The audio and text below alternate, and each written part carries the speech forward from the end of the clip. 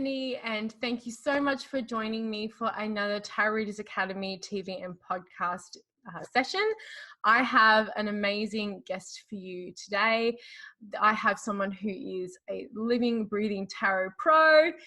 This is someone who has got books out. Oh God, let me stop that again. Oh, I've been recording all day. I'm so No worries. sorry. No worries. Alrighty. The first person that I fudged that up with.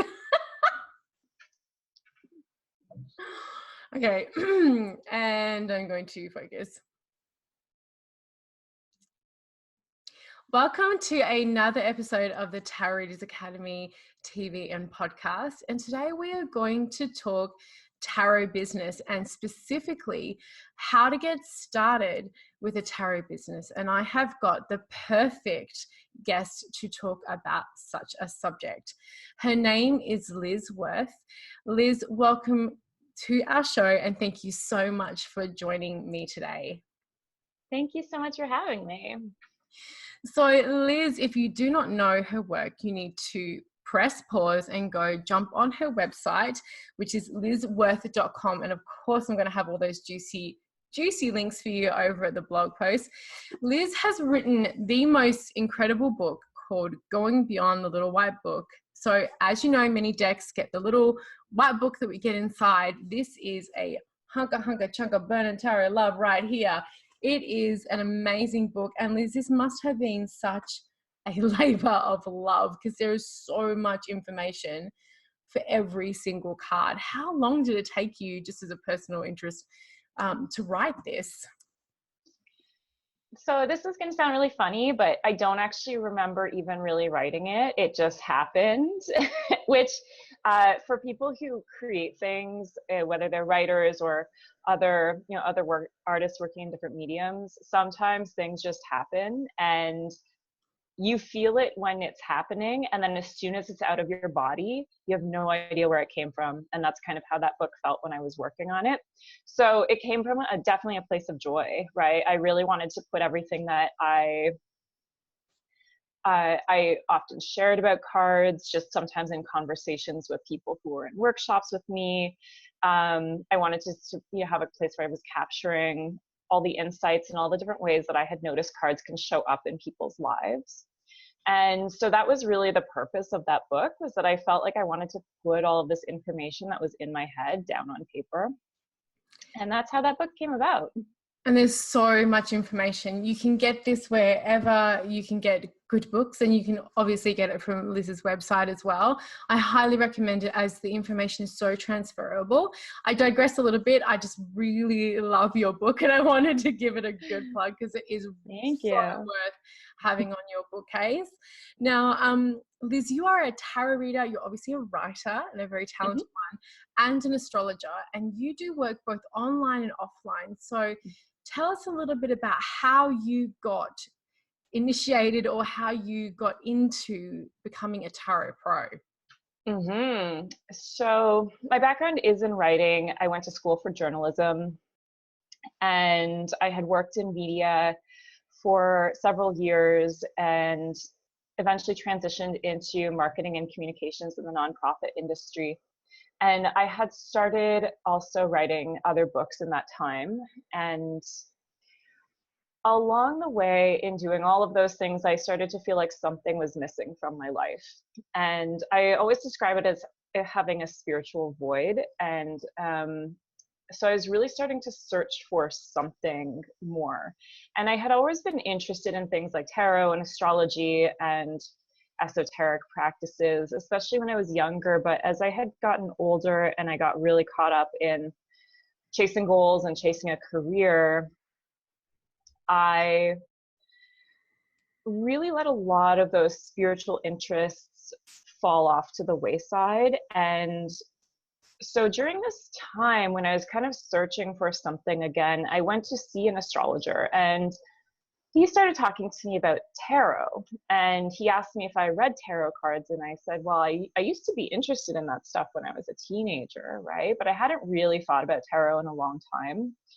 And so that conversation really inspired me. And I went out, I got a tarot deck and I started practicing with the cards. And there was something about getting back into tarot that felt really important for me at the time. And I found myself very compelled and very interested in tarot. And that started me off on a years long journey into taking different classes, doing different studies, reading different books, just exploring tarot as much as I could. I started practicing on friends because I wanted to get better at my skills. And I also had all this information in my head and all these lessons I'd been taking, but I wanted to start to put them into practice. And in the process of reading for friends, people started to ask me to do things like read at their parties. And so again, I was like, well, this is great practice, right? I'm going to say yes to these things. And I wasn't charging for these readings. To me, it was just a learning opportunity. And I did that for a number of years. And then I had a day job, and I'd been at the same place for over 4 years. And my 5th year anniversary was kind of creeping up in the background. And I started to feel that I needed to make a bigger change in my life. And I was on my way home actually from reading tarot at a party one night, and I had such a great time reading tarot. I had met so many amazing people, and I was walking down the street on my way home, and I thought, this is the thing I'm supposed to do next. Like, it just all of a sudden felt so clear. But by then it had been about 8 years of just learning tarot and practicing tarot. It was not an overnight decision at all, because in the back of my mind, I always still saw myself as a writer and only a writer. And so I had never really imagined myself branching off of that path that I'd been on originally. But as soon as I started to think about starting a tarot business, things started to shift for me. And I was really overwhelmed with the idea of starting a business while having a full-time job. So I set an intention during a new moon, and within that one lunar cycle, so about a month, within that time, I set this intention to start a tarot business, even though I didn't really know how, but I had just kind of done it as a promise to myself to figure it out, right? And in the process of doing that, I got a severance package just days before the following new moon. So it took about a month. So I always tell people, if you're setting intentions like that, you have to be ready to say yes when things enter your life. But once I had that opportunity, I had all of a sudden my time was freed up. I had a little bit of wiggle room and a little bit of a cushion because I got a severance package from my job, which is not a situation everybody has. I was very, very fortunate in that. But I was also really, really ready. I was ready as a tarot reader to go full-time with something. I realized that I'd had all of this experience that I had amassed over the last several years. So I wasn't just kind of starting out one day with a tarot deck and thinking, I want to do this, and forcing it to happen either. It really was an organic process. I'd given myself a lot of time for trial and error and to figure out my own style. So that was really how it came about. It sounds like a long and winding road, and it was. But sometimes that's how business happen. I feel like with a lot of people that I know, either through working with them or meeting them in our industry, that tends to happen quite a bit with a long and winding road. I mean, tarot was a side hustle for me for a long time while I worked full-time in the oil and gas industry and in the mining industry. And then funnily enough, you said about the severance package. Before I moved back to Canada, I was saving and getting ready to move, and sort of a similar thing happened to me with a bunch of projects with a resourcing company getting shelved because prices changed on the stock market and they shelved a bunch of stuff. So, and I was like, dang, like if you are going to set the intention, you really do have to be ready to go. And thankfully I was already preparing, but it can happen just like that. So I have a similar story. Yeah. And it can sound, again, sometimes magical in that way, but I also tell people, don't feel like you have to wait for that sign either, right? If you've been reading tarot for a number of years already and you really feel ready to do it, probably that feeling of being ready is enough, right? I was hesitating like crazy, right? Like this was like basically the universe pushing me into it. even though I could have done that myself, right? Mm. Yeah. Yeah, it's a balancing act, right? Of like, when do you wait for the sign, or have you been waiting for the sign and the sign is already gone? It's like long gone. And the universe is like, well, I did send it to you. You just kind of didn't notice. Exactly. Yeah. And so I've got some questions that I would love to ask you. So you have done working at parties, working for someone else through shops. You do work online with people. What are some of the pros and cons to those, and where do you feel your style fits the best, or is it really like you can do everything? Yeah, I've done it all, I think. I started, yeah, really pushing myself in reading for people at parties. And I think the pros to that, especially if you're looking to practice, and again, I always stress, if you're practicing, you're learning, you're feeling tarot out, you probably shouldn't be charging for it. I know not everyone will agree with me on that, but that's my take. It's like that the people that you're reading for are also doing you a service in that way. And I just don't think that you should be charging if, say, you're still looking at meanings in a book, or or you haven't really done that many readings yet and you don't have a lot of experience, because it is another level and there's a different expectation that people have there. But I did a lot of parties early on, and I still do a lot of parties today. I don't take as many as I used to. When I was even when I was starting my business, I would say yes to a lot of them. The pros can be, again, if you're learning, you're going to be thrown into a whole different mix of people. And it's a really great challenge also to just read on the fly. You don't know what someone's question is going to be. Don't know what they're looking for. You have no idea who is necessarily in the room. So it can be great also to connect with people you haven't met yet, or people you don't know that well. And read for strangers, because I think that's one of the best learning experiences. The cons with parties is that, depending on the size of the party, there can be a lot of management happening. So, and I mean people management in a lot of ways, right? So with that, you really have to be thinking of things like, how many people are at the event? How many readings is it realistic to do in the amount of time that you're there? How many readings are you able to do in a certain amount of time? What's your schedule look like based on that? You have to work out how long each reading will be.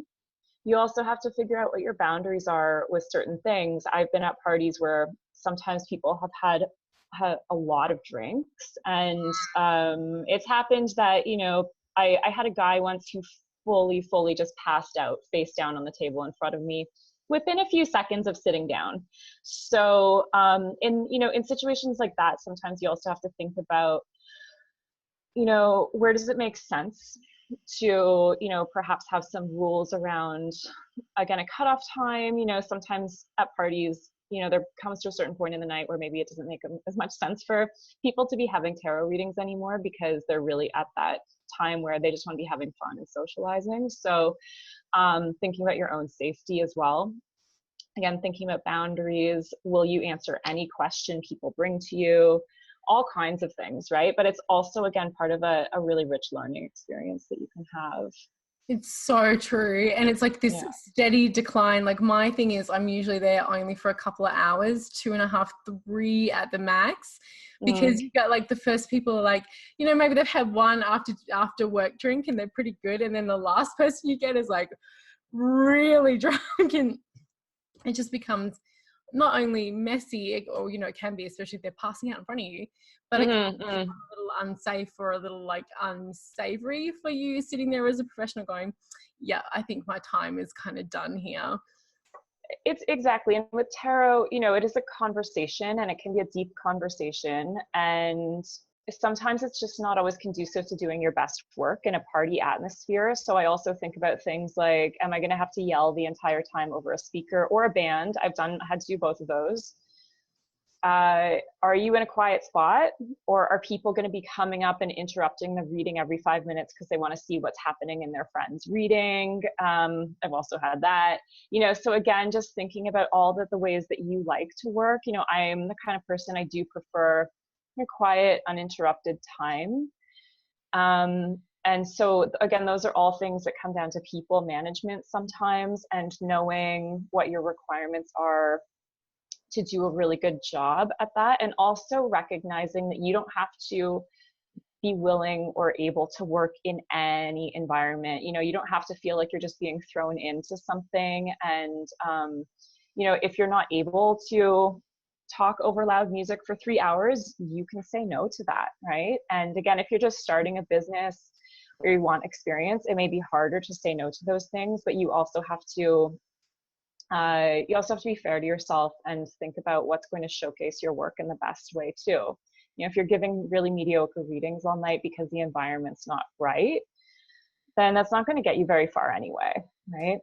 Totally. And there is nothing wrong with having a few T's and C's to conduct your business. It's exactly the same if you have, this is my rate for arriving, this is like if you want to book me for an extra hour, I need to have water, I need my own table, you know, that kind of stuff. It's not unrealistic because every other professional catering companies have those things. You sign a phone contract, every business transaction has a set of terms and conditions. You are no different. Exactly. And so what about reading in other people's spaces, like a shop? Because I've done it many times myself. How do you feel about doing that? Because you're pretty much playing by somebody else's rules sometimes there.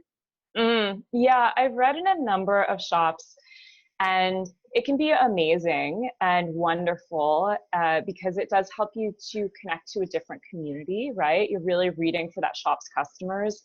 That also brings another level of responsibility too. You know, it's like, yes, these people are coming to you for a reading. You would want to treat them as your own clients with that same level of respect, but they're also the shop's customers. And so I always think that, you know, you have to be extra careful within that capacity, right? You may have certain rules or boundaries or ways in which you will speak to people or assert yourself within a certain context, but the store might have a different set of expectations around how they deal with, say, a complaint from a customer. So if someone doesn't like your reading or something goes wrong within the session, it's really helpful for you to know what the shop's policies are on that, or what they prefer for you to do. You know, do they prefer for you to handle that directly with the customer, or do they want you to send the customer over to them to speak to? You know, so there can be some other nuances that you might want to work out first. I also say, you know, there can be a lot of pros and cons around reading in stores if it's a walk-in business situation. So if you're reading in a shop on a Saturday afternoon and you're not necessarily taking a lot of pre-bookings or appointments at that shop, you have to think about whether it's worthwhile for you to hang out in that store for a whole afternoon and not get paid, right? Because sometimes stores don't pay you unless you've done a reading. So if you can negotiate some kind of base rate for yourself, I think that would be helpful. You know, in hindsight, for me, starting out my business, that's definitely something I would have negotiated for myself. I didn't think about it at the time because I was really excited to have those opportunities to read in stores. But once you start to factor in, you know, the idea that you're still working, right? Like whether, you know, the store sells anything or not, they still pay their staff for that afternoon on their shift, right? So if you're going to be working as their staff, it might be helpful as well to ask if, you know, you can have some of your time covered if there are no readings coming in. And if that's not the case and you're working entirely off commission, you really have to think about how are you promoting your presence and your service there, because reading in a store is not necessarily a magic bullet to having a really busy client base. You know, it's going to be like any other business. Some days the store will be really busy. Some days you'll be totally booked up back to back. And other days you might not have a single person who wants a reading. So you really have to figure out, again, what is your time worth and how are you going to promote yourself and build your presence up in that space so that you can trust that when you're there, your time is going to be used as wisely as possible. It's a really good point. And I think something that goes across both of those those situations or working for somebody else doing readings is, especially at the beginning when we get so excited about opportunities coming our way. And sometimes I'm a little bit guilty of this too, even now when something exciting hits my inbox. Give yourself a hot second before you say yes to ask questions and gather information. That's just smart business. And that's also quite reasonable because you are going to be living with the consequences of your agreement after the fact. So there's a lot of really, really good points you bring up there. And the other thing with doing walk-in business in a store is that, you might think, well, I'll show up, and if it's not that busy, I'll just go home. But the thing is, it's really hard to build yourself up and say, I'm doing readings here this weekend, you should come by, if people come by an hour after you've left and you're gone for the day because no one was there, right? So again, you're thinking, what is the trade-off of my time? How committed am I to doing this? And also, what does this mean for my life for the next little while, right? If you're committing yourself to being a resident reader somewhere and you're doing that on some kind of walk-in basis, then that means that, those whatever days of the week you're there, you're committed to having that time blocked out in your calendar. You can't take every weekend off, right? So there's a whole other ball of wax that comes along with that. And again, if you're just working on an appointment basis, that might be different, right? When you're coming in and out. But even then, you have to think, is it worthwhile for you if there's just one appointment? Are you going to travel all the way to that store to do one reading and then have nothing else for the rest of the day? So that's another part of the pros and cons there. Yeah. I found it really difficult when I did readings here in the shop, even though the shop was beautiful. It's a very successful shop. But I found that because I wasn't the owner of the business, I wasn't able to decline people that I would not usually work with. And that was, for me, at the end of the day, the breaking point was I was coming away from readings going, this person doesn't need a tarot reader. They need a psychologist. They need help that I am not qualified to give them. They need to go see a doctor or, see a lawyer. And I couldn't say no. Whereas when I work from home and I get information from my clients, if there's not a fit because I'm not the right person, or it's ethically I won't read that way, or I can't answer their question, I can just hit refund and say, maybe find somebody else, or can I, send you to a healer or someone else to help you. I found that to be the biggest thing for me. But I'm also lucky that I had an established business where I was like, not a big deal if I say no to this opportunity. So it is that fine line.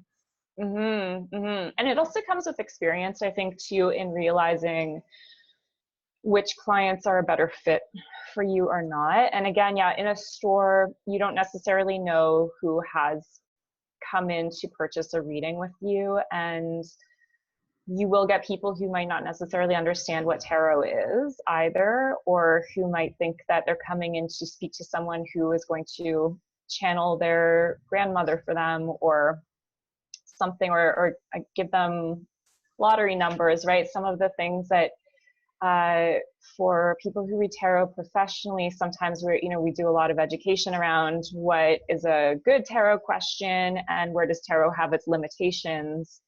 And when, again, you're kind of dealing with anyone who's just walking off the street, you don't always know what their expectations are. Whereas if they've come through your website and seen your information and seen how you describe yourself, then it can be a different story. But it also really depends on the shop that you're working with too, right? I've had some really great experiences with stores here that were very happy to communicate, my ideas on tarot and to help people understand how I work and what the purpose of tarot is for me. And so I found that by having that kind of flexibility and support, that was helpful too. But again, you may not always find that because some store owners will just really want that sale too. Right. And it's tough. Yeah. So, depending on it, so now we've kind of had a look at some of the ways in which you can do the tarot works. What are the things that you think are really important for people to have a real good grasp on, or how do you think people are going to know, besides that in a calling, that they're ready? What are some of the non-negotiable skills that you think you need, and that you know because you've been doing this, been doing this for a hot second, to make it as a pro? You did mention, knowing the card meanings, and I agree with you. Referencing books when you're paying for a reading is, not something that I would do. But what else is there?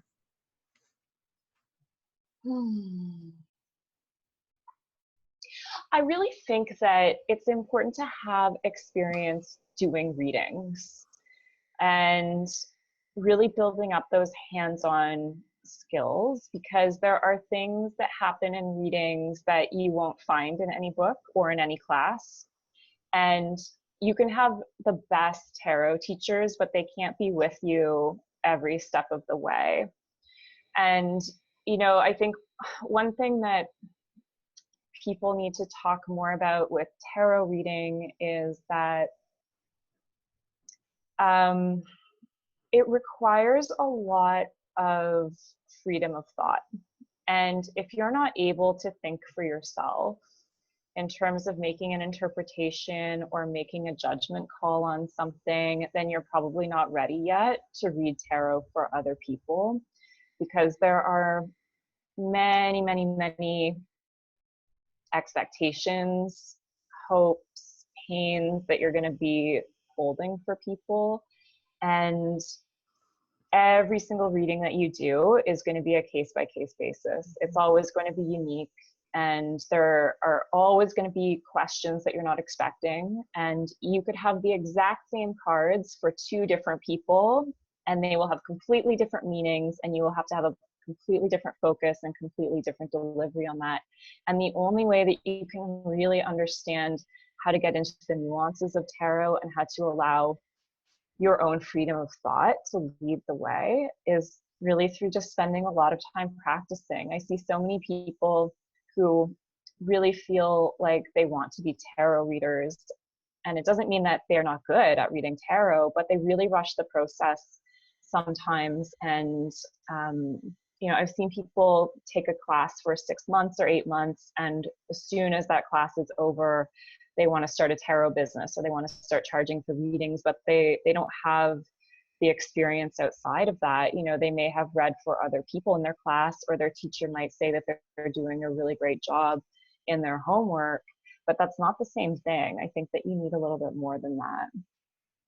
So how would you, for someone who's listening or watching, if they are in that boat and they are really passionate and they do want to get started, where do you think they can find that place to really get the rubber to hit the road and get that experience? And do you think that there are certain things that people should be focusing on when really beginning? Like, where is the important bit to zone in on? Mm-hmm. It's interesting. I think it could be different for everybody, but sometimes I another thing that I've noticed with newer tarot readers is that they get really, really focused on the idea that tarot is only about what you feel, right? It's only about your intuition, and they haven't given themselves time yet to really understand that seeing patterns in cards, and also learning the mechanics of a reading, and the importance of giving yourself time to see if your readings actually hold true. If all the things that you say are going to unfold for someone actually do take place, you have to give yourself time on that. A reading could take a year to unfold. It could take 8 years to unfold, right? So I think patience is definitely part of that, and where you can get some of that experience.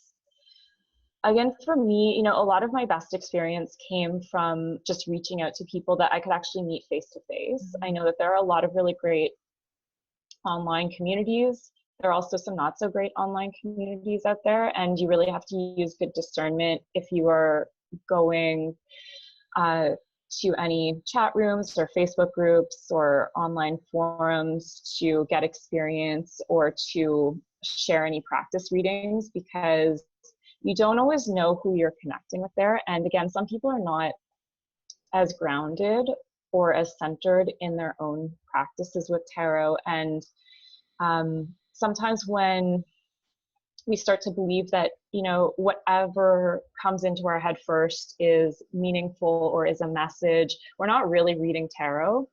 And so I think it's important to be able to connect with other people who can tell you that you're wrong, right? And to be okay with that. And that's why it can be really great to read for friends, or, you know, read for your second cousin, or, you know, just read for anyone, right? Someone who will meet you for coffee for half an hour and let you read their cards, and where you can ask them, you know, does this make sense for you?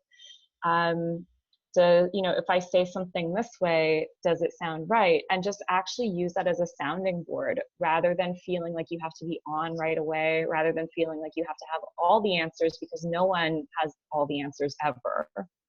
And that's another big part of the learning curve in tarot, right? You have to have humility that this isn't a place to come to. Tarot is not going to, you know, be the be all end all for every single question that everyone has.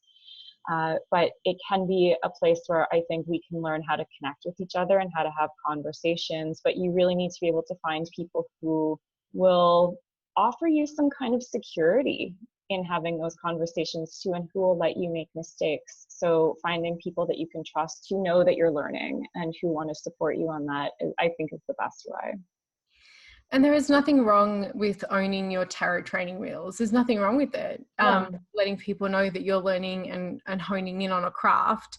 And something that I wanted to offer up as a way to find people if you're wanting to get the experience face to face. And I agree, it is so invaluable. My experience with fairs, parties, markets, and working in shops have been some of the best experience I've ever had. Is if you're a part of a social group or a meetup group, or there are some really great tarot meetup groups in different cities as well. You know, ask if, you know, obviously don't just like rock up and crash the party and be like, can I read everyone's cards? I mean, that might work, but you know, look at different situations where maybe you half know some people or that you feel comfortable, and ask. If you're into swing dancing, take your cards one night if there's a social and say, I'd love to read people's cards while they're waiting, or whatever it may be. There is always an opportunity. It can be a little bit scary to say I'm here, or putting a little placard up if you're having coffee. Like, obviously talk to the coffee shop, but if you're having coffee, say, would I be able to put a little thing up saying, you know, as long as you got a coffee, come and get a one card reading, or whatever it may be. Because there are ways that you can definitely get experience. So those are a couple of things that may help for people who don't have anyone in their area. Yeah, and I think a meetup group is a great idea. And the other thing too that people could think about is, if there is no meetup group, you know, see if you could start your own, right? Because there might be other people who are looking for that practice and that experience too. And yeah, I think that those spaces, again, they're safe spaces. They're often very supportive. It's a great way to get that experience.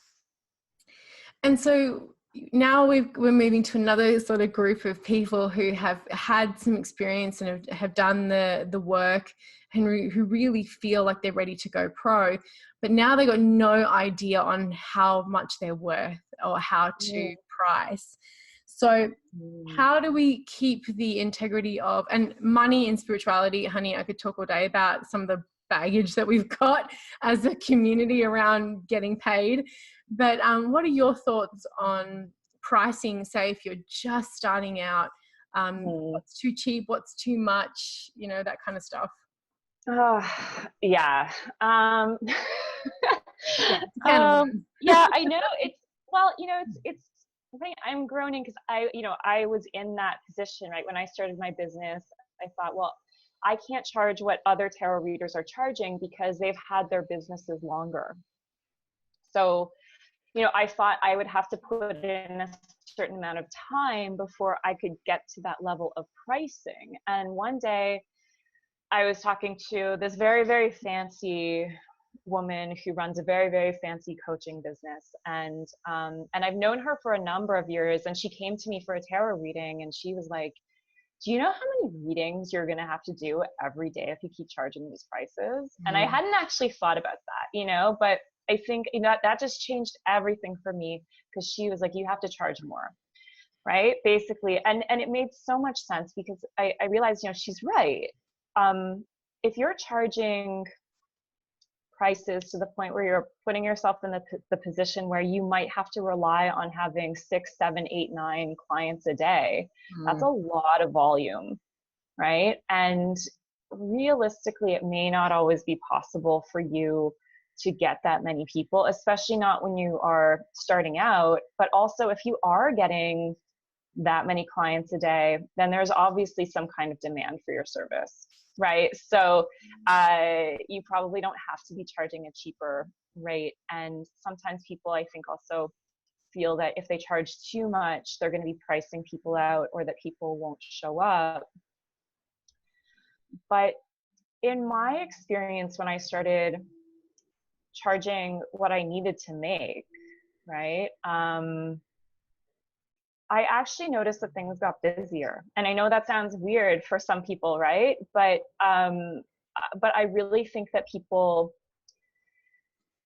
often live by the idea that you get what you pay for.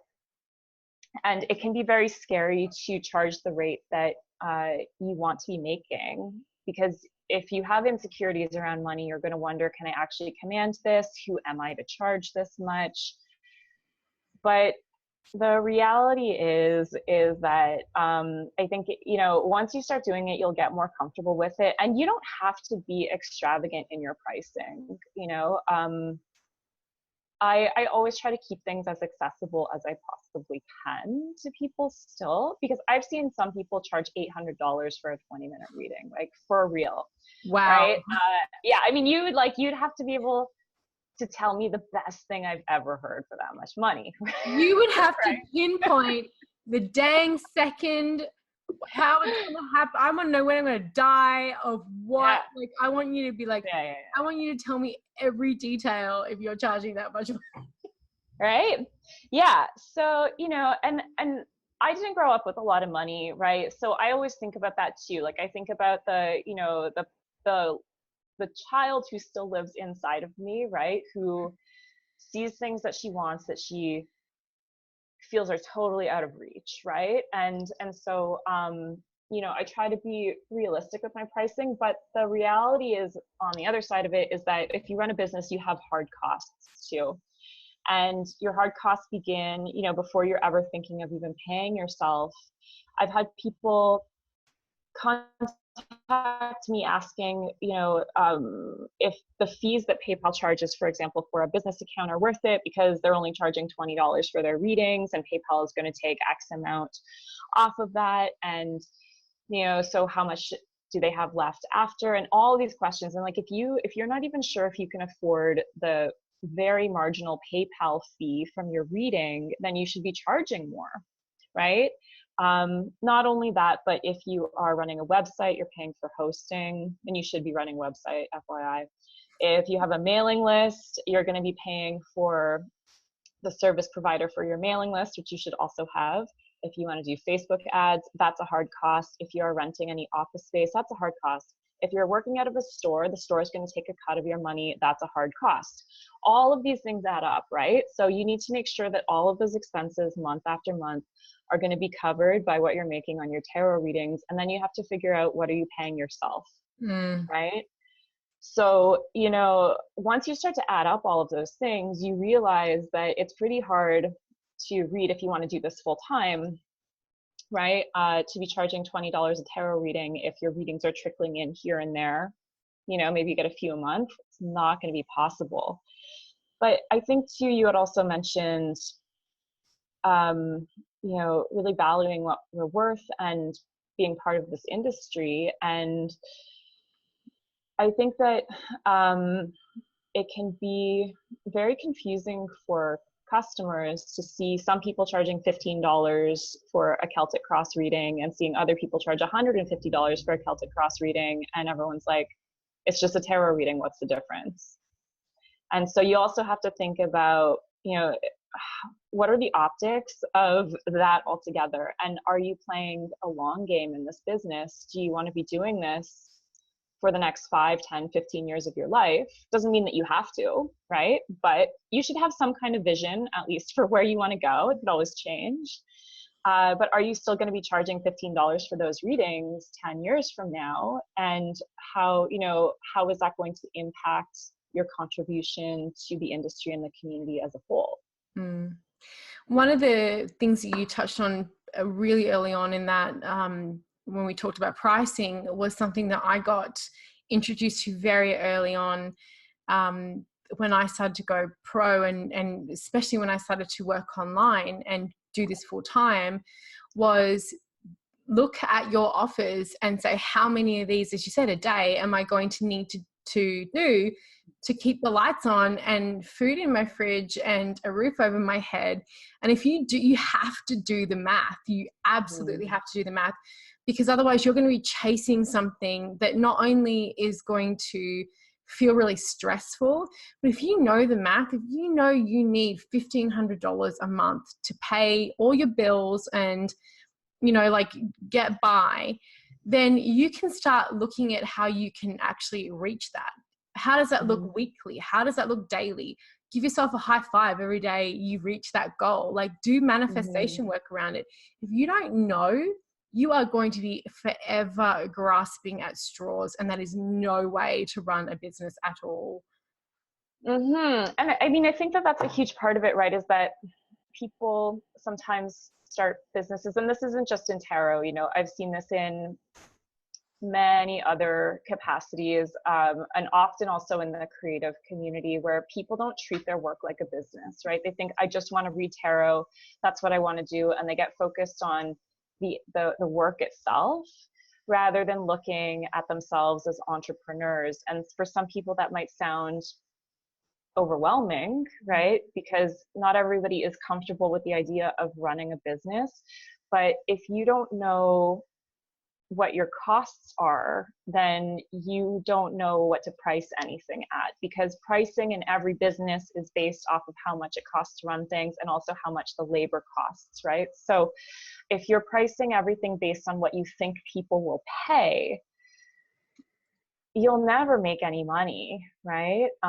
Because people will pay for what they want. That's also part of my experience, is that if they really want that reading, they want that service, they want to take your class, they want to buy your product, they'll find a way to pay for that, right? Again, as long as it's not exorbitant, right? So I'm not saying we should all be charging $1,000 for everything we do, right? You still have to be realistic and look at what the market can bear.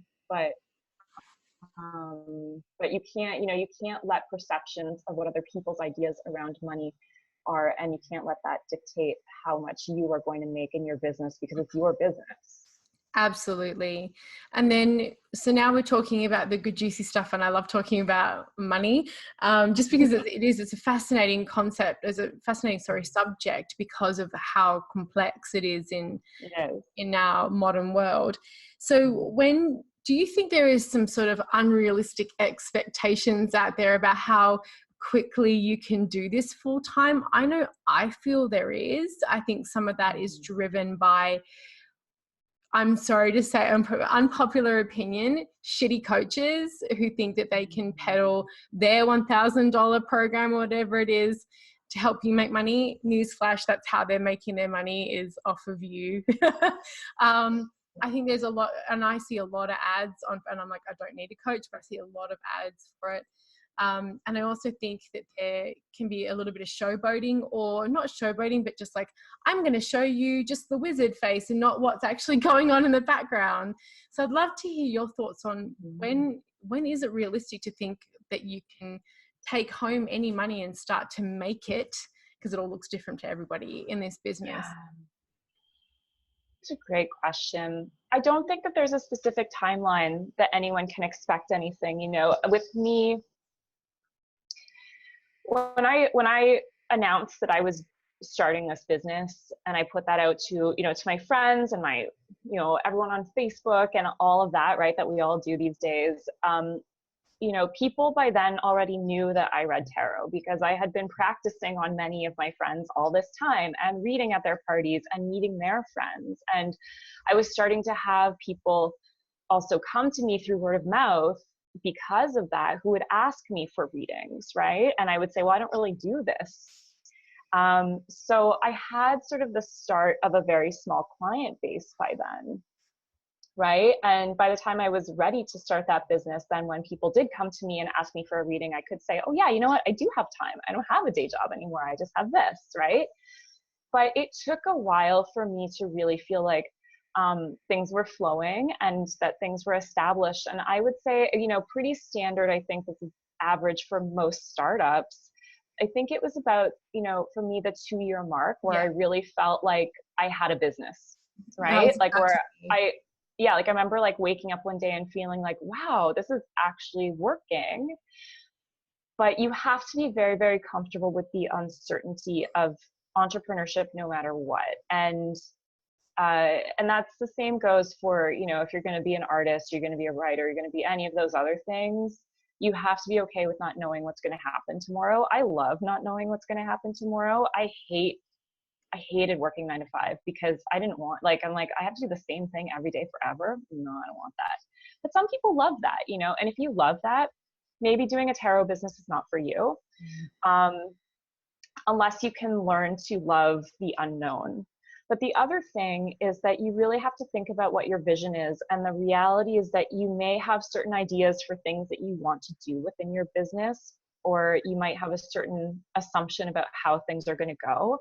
And once you start living it, it becomes completely different. And you also realize that any plan, whether it's an online course you want to make, a workshop you want to run, a certain number of clients you want to be seeing every week as a goal, blogs you want to be writing, all of those things, the fun creative stuff that you get to do in your business will always take you 3 times as longer to finish as you think.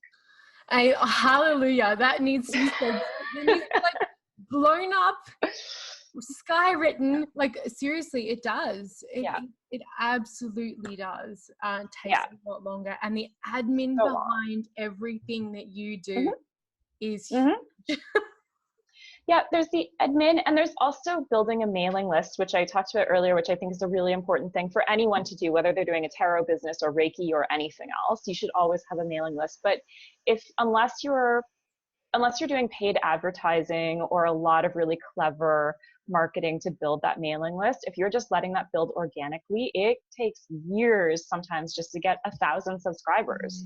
Right? So you might have all these goals. You're like, okay, I'm going to get every single person possible on my mailing list, and I'm going to be booked up with clients 5 days a week, and I'm going to write a book in my first year, and I'm going to blog every 2 days, and all of those things. It's like, you know what? Realistically, you know, you're one person and you have to do all the work, right? So, you know, with tarot, I think a lot of us are doing a solopreneur thing, and you also have to account for the fact that sometimes you're going to be in the business, and being in the business means running your workshops or meeting your clients or answering your emails. And then the rest of the big stuff, the visionary stuff, is working on the business. And those, again, are all the things that take so much longer to do, because it's very hard to take an idea from the concept stage to the completed stage. And there's also sometimes things that you're going to have to learn, right?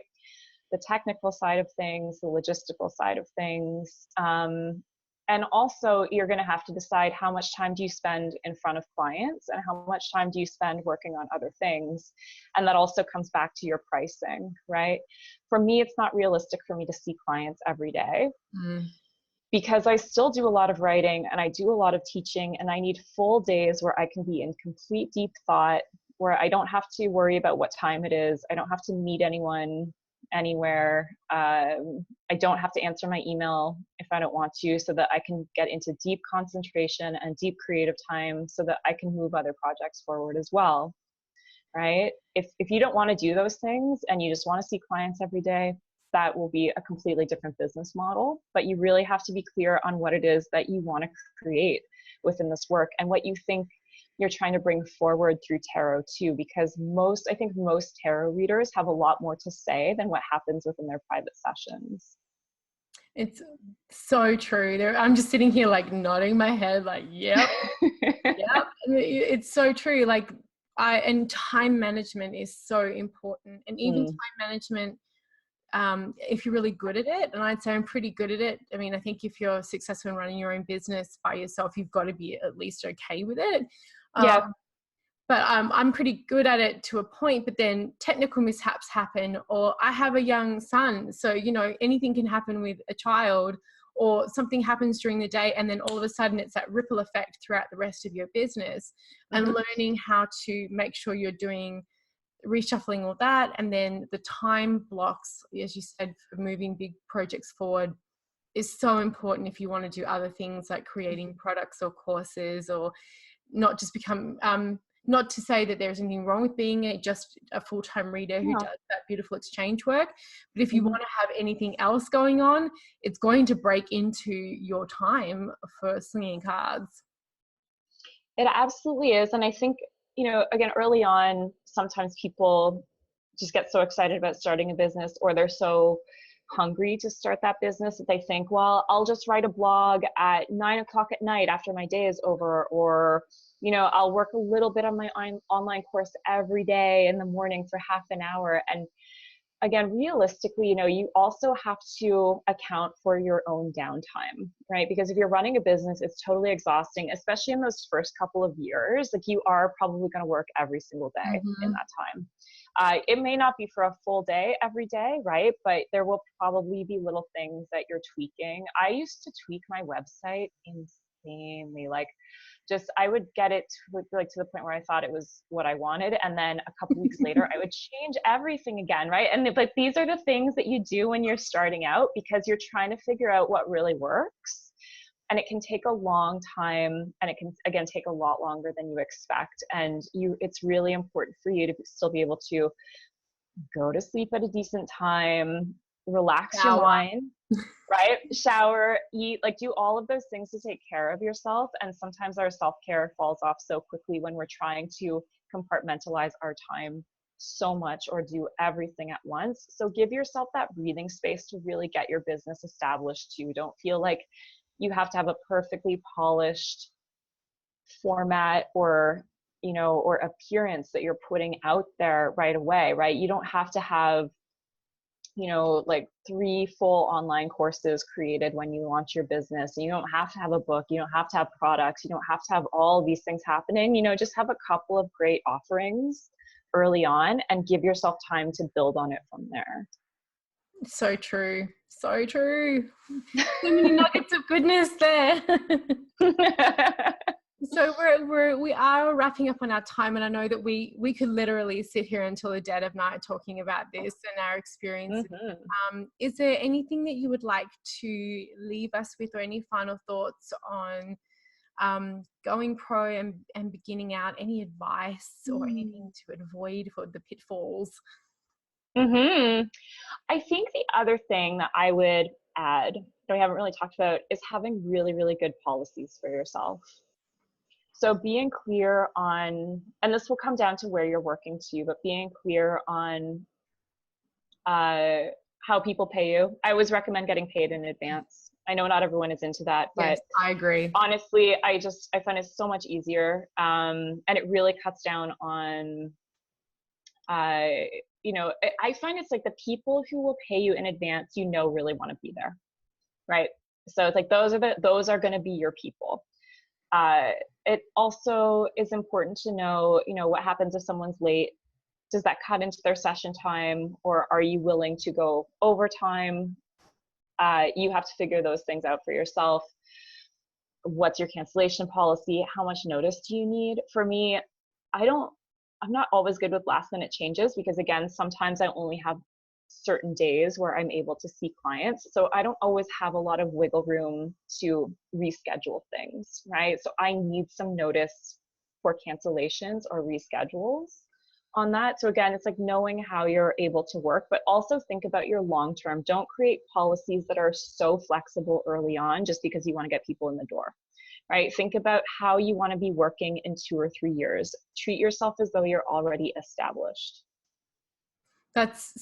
And the clearer you are, the less shitty clients you're going to have. And that is just my experience of like any time I've broken my own boundaries with someone, I have regretted it so hard, because they've either run me around or they haven't paid, because it's like, oh, can I pay you half now and half later? Guess who's chasing them? You know, I just like, because I feel sorry for people. I feel like I've got a pretty big heart, and I'm like, I want to accommodate, but every time it has bitten me in the ass. And so I've learned to absolutely honor my own boundaries when it comes to working with clients. And again, every company has them. You don't show up to you don't show up for your flight. Whose fault is that? You know, like every business has it. You are no different. Yeah, absolutely. At my dentist, you know, if you cancel with less than 48 hours notice, they charge you. 2 days they want, right? They just charge your credit card. They keep it on file. So, Damn. You know, yeah. So, you know, but they're very serious about what they do, right? So I think it's the same with tarot. It can be really hard sometimes to reinforce those boundaries. It can be really hard when you have to say no to someone. You know, you have to say, no, I'm sorry, I can't refund you because you missed your appointment.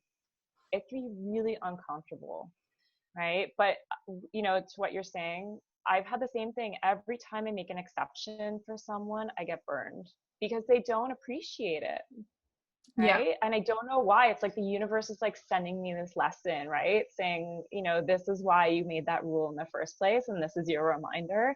And it sucks, you know, because you feel really bad. You don't want to be upset with anyone. You don't want to be treated that way. But but I think, you know, policies are going to be so key, again, in protecting your own time so you can get all of the amazing work done that you want to do. Yeah, absolutely. Thank you so much. Is there anything else? One thing that I kind of wanted to kind of move in there just real quick, and you may have some notes on that to say, is allow also for things to shift in your business. So if you started out doing one form of reading and it's no longer bringing you joy, or you want to shift within that, that's cool too. Like, we have all evolved in our offers and what we do and where we spend our time. You do not have to stay in a stagnant situation in your own business if it's not serving you anymore. And I'm sure you used to do readings that you no longer do anymore. Oh, absolutely. Absolutely. I used to do a lot. I used to offer actually shorter readings. I would do half-hour appointments, but I found that it was never enough. You know, it was never like, we would just sort of get started. So, but they were popular, right? And that was a really hard decision to make because I was taking off an offering that people wanted, but I never felt like I was doing my best work in that time. I always felt like I did my best work in longer readings. So I stopped offering half-hour appointments. And at first I was, you know, it's scary to do that, right? But it was so much better, honestly. So sometimes, you know, you do have to listen to yourself. You don't always have to do the thing that your customers want you to do, which totally goes against what we've always learned about the customer is always right. But I don't know if that's always true. And what's the point also of being your own boss if you can't make these decisions? You know, if you feel like you make a mistake, you could always bring that service back as well, right? Yeah, it doesn't have to be permanent. Right, or have it a seasonal or a special, or something you just do around your birthday or the anniversary of your business. There's always some cool, fun things you can do around that. Totally. Yeah. It never has to be forever. And then if you find that you want to go back to something that you have changed, you know, you can, it's fine. And if you go back to it and you still hate it, then you really know you should do it. You're like, yep, made the right decision the first time. I'll try it 3 times. Well, thank you. Thank you so much. There is thank you. Of information and wisdom from someone who has been doing this for quite a long time and very successfully. Liz has got an amazing downloadable with just some questions, a lot of the things we've been covering today, of areas for you to explore and look to answer for yourself in reflection for your own business and moving forward. And again, go get her book. If you don't have it on your shelf, it is so great. And the next time I see you, I'm going to get you to sign my copy because I didn't have it with me the last time. Thank you so much for joining us. Thank you, Liz. Thank you so much. And we'll see you next time.